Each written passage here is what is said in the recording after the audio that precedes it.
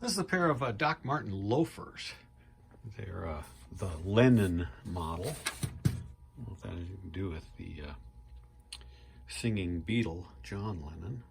But pretty good shape, size 12. I bought them for myself when I found them at a garage sale, but Doc Martens just don't feel comfortable enough to me for all-day wear, so I put them up for sale a couple of months ago, and they sold on Bonanza, of all places, for $45.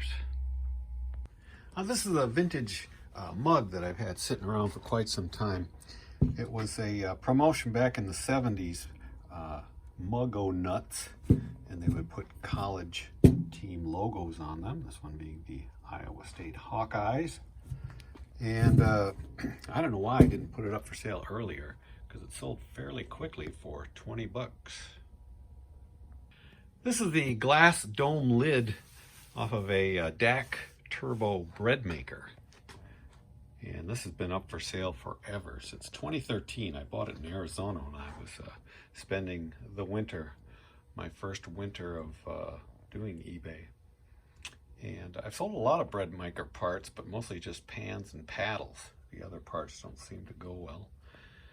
And this finally sold on a best offer. I had it marked at like 20 bucks or something, and somebody made an offer of $10.50, and of course I'm not going to refuse that after 10 years of being up on a listing.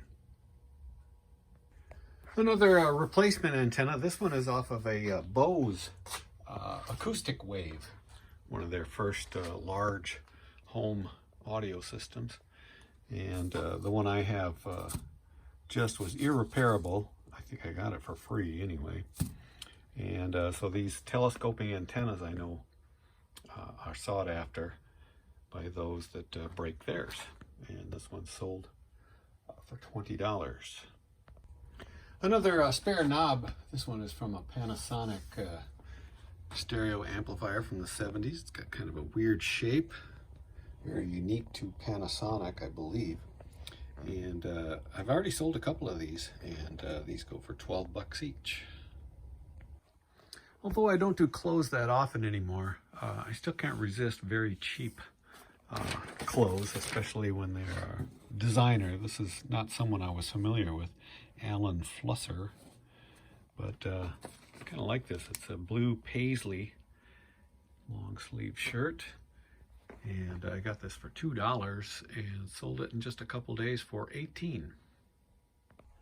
These are Irish setters. They're made by Red Wing, and I found them at a garage sale. They're pretty beat up, but a little polish makes them look good. And then they just kind of sat around. I was waiting to get some inserts. They didn't have any inserts, and I was hoping to find some brown ones, but didn't come across any. And then finally at a garage sale I found a pair of white ones for like 50 cents and put them in there. And these took about a month to sell, but got a pretty good price. They went for $44. Now this is a vintage earphone, transistor radio, and it is branded Sony. And I put this up for $16, and it took about 2 or 3 months to sell. Well, this is a pinup magazine, Click, and this is from, let's see, this is from 1941. And I actually sold this previously, and it got returned. Just was not what he was looking for, I guess. Didn't cost me anything. So it went back up for sale, and now just sold again for $20. This is the power switch off the Sony reel-to-reel. I didn't have it listed. As a matter of fact, I just had a gentleman write me and ask me if I had the switch. So I had to dig out the chassis, and sure, it was still there. And easy to take off, and it sold for $15. This is a real small plastic Magnavox emblem. Came off of a console that I was parting out. Decided somebody could probably use one of these, and it didn't take very long at all to sell for $15. This is a closed circuit TV monitor. It's a Panasonic. You can attach 3 cameras to it.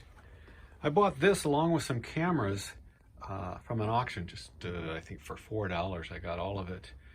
And unfortunately 2 of the cameras didn't work, but one did, and I was able to take pictures with the monitor on and showing, well, my backyard, I guess. And this sold in about 2 weeks for $50.